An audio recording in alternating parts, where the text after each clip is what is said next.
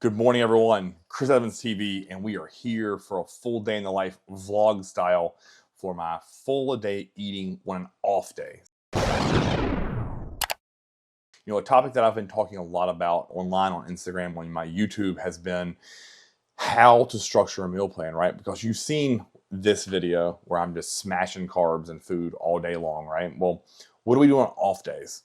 And in order for me to keep my insulin sensitivity high and my body fat down, that means on off days, I usually have to pull my food down. Now, that isn't saying that I just blindly follow that, right?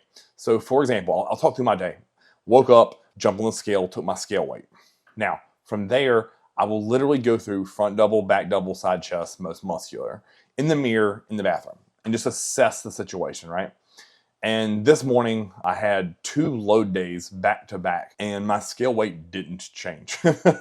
So what I had planned originally on paper was to do no carbs all day and a pretty low fat day. So I was gonna have 2 whole eggs with breakfast and then 6 ounces of salmon with my final meal, and that'd be the only fat I'd have all day. So I do lean protein the rest of the day. But since my scale weight didn't go up after those 2 load days, I'm gonna add some more food into the off day. Now, I'm still gonna pull back on the food only because, again, I wanna keep my body fat low, and I also wanna keep my insulin sensitivity high so that when tomorrow comes, which most likely will be a higher carb day, I'll be able to be receptive to those nutrients and really take them in. So that's been a huge key to my success of staying lean and really pushing the next level of conditioning, but also pushing my fullness. So if I can keep my off days low food, get me really sensitive, really hyper responsive, and then push food high on a hard training day for me tomorrow, which is chest and shoulders, and the day after is back. So I really want to push food pretty hard tomorrow. So that's kind of my thought process.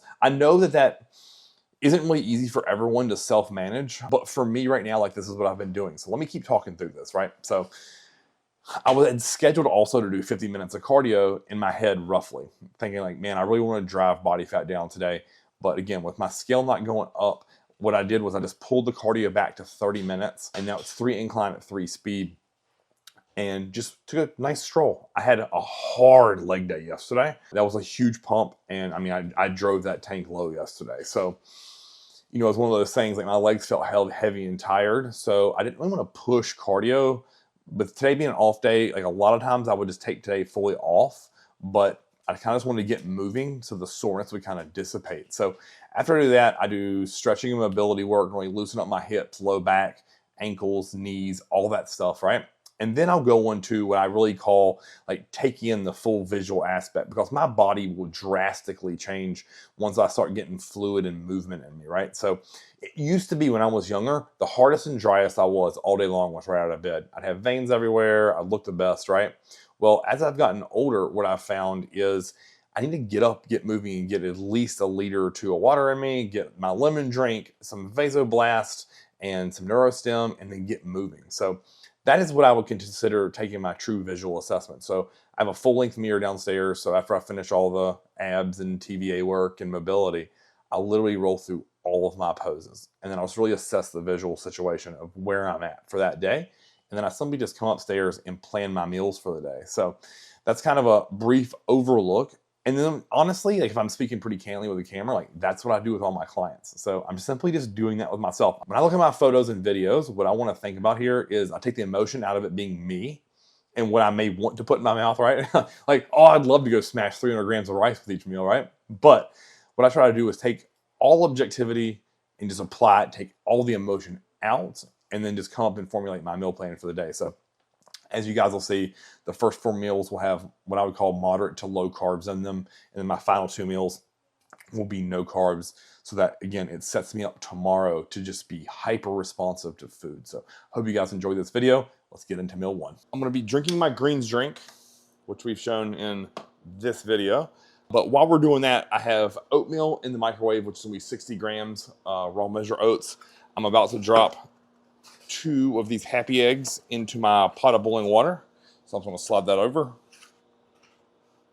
And we'll just gently set these in the water so they don't crack.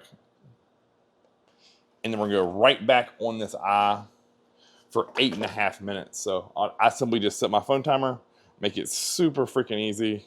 So 8.5 minutes, that gives me the perfect consistency. From there, we're going to flip this eye on, I have 3 ounces of cooked chicken, and we'll do 1 cup of egg whites, and that will be meal number 1. And there you have it, guys. Meal 1, off day. Just a reminder what it was: 1 cup of egg whites, 3 ounces of chicken, 2 hard-boiled eggs, and then 60 grams of oats, and that's some pumpkin spice seasoning. Oh, so good. All right, guys and girls, here we are, meal number 2. So I didn't tell you, the first meal I pushed back to like 8 o'clock. So I wanted to be as fast as long as I could. My final meal last night came at 8:30. So I pushed my first meal back to 8 a.m. And now I'm going to eat about 2.5 hour increments on my off day. So again, since the food is lowered, it makes it way easier to only eat at 2.5 hour increments as opposed to pushing that to 3. Because by then it's like, oh, I am ravenous. So meal number 2, this is what goat meal of mine all season. 99% lean turkey, 8 ounces. I'm going to go 200 grams of jasmine rice. Then it's going to be 50 grams of Trader Joe's flame roasted peppers and onions. And then I put in some carrots and then some fresh parsley. So if you look here, like fresh parsley just hanging out right by the stove. It's soaking in water, so it stays nice and fresh. So, oh, I'm going to show you this meal. Look at that. Oh, it's going to be so good. Meal number 2, turkey, rice, veggies. Oh, it's so good. Now, if you look over here at this giant Stanley cup, that's around 40 ounces of water. So a lot of times people ask me, Chris, how much water are you drinking a day?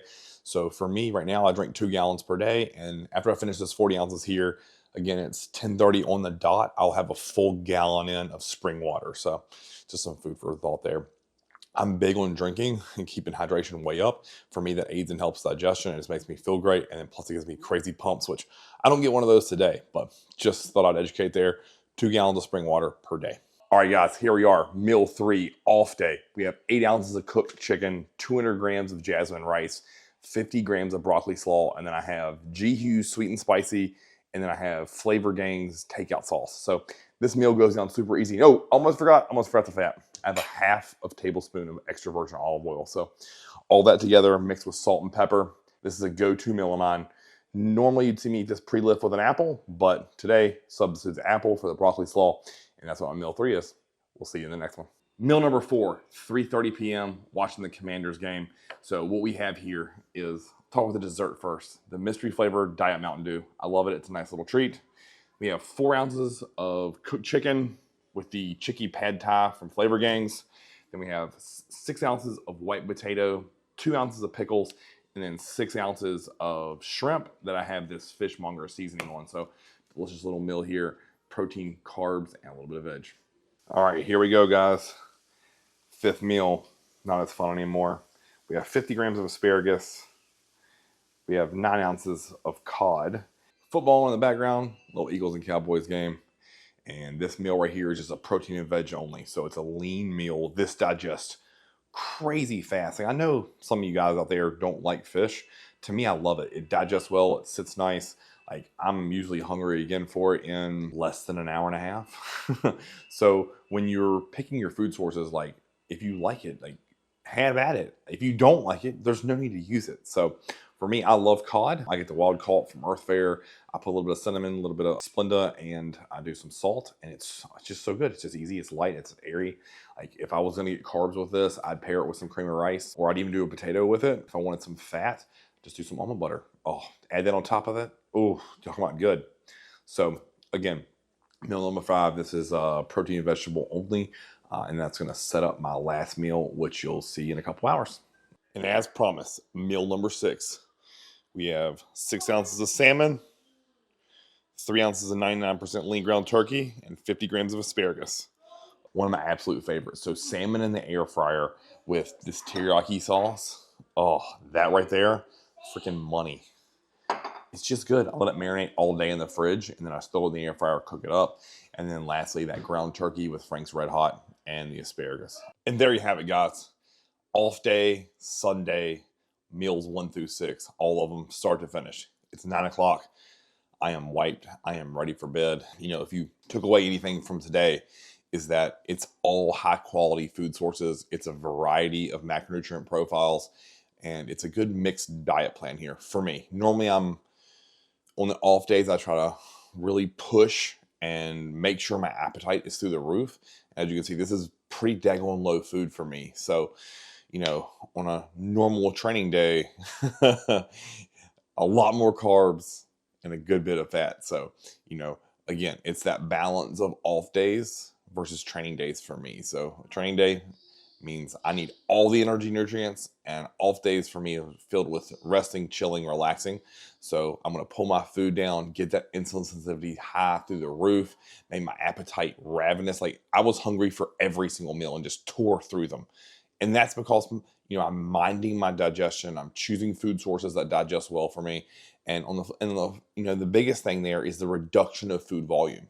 And something else I didn't touch on a lot at the beginning was because I wanted to push that first meal back to right at 8 o'clock. Like that's a little under 12 hours. It's 11 and a half hours of no food or fasting. So by doing that, I'm giving my stomach and digestive system a break. And then with the pulled back food, I'm doing that as well. So again, it's just one of those things, being mindful, being diligent, and not thinking we're going to lose all of our muscle if we pull it back on an off day.